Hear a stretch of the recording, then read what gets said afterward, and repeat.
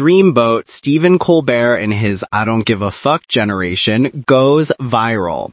Stephen Tyrone Colbert had the honor of being on the cover of the 30th annual Guys of the Year issue for GQ, and it had the internet pronouncing, "I cannot handle his sexiness," and "raw, subsequent question."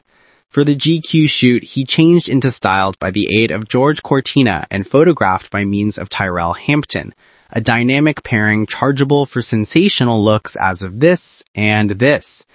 So whilst GQ's 30th annual Men of the Year party came about at Los Angeles Chateau Marmont on November 13th, it made all the sense for Stephen to show up and display out on the pink carpet. Following the event's 90s Hollywood pink carpet tagging, Stephen opted for an understated appearance with a black leather bomber jacket, a striped blouse, and a polka dot tie. Wearing something like what my dad could have rocked in 1995, Stephen, followed by his wife, Evie, turned heads and had the internet thirsting over him, with one character in this thread saying, "He's a dreamboat." Another person said, "I've always found him pretty attractive, and by somehows even more so with the silver in his hair. Plus, I really love how in love he is together with his wife." "In Hollywood, I deeply recognize all the couples who have grown old and devoted together," another person added. This character said, "I'm a man and I love elephing about this outfit."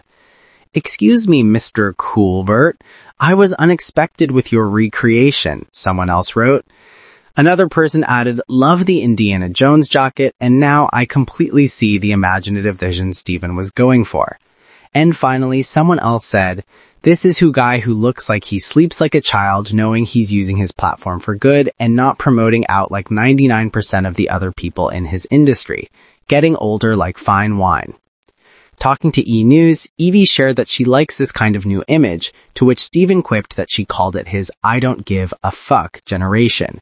"That's what I said to the kids. I said, your father's officially entered his I don't give a fuck level of life.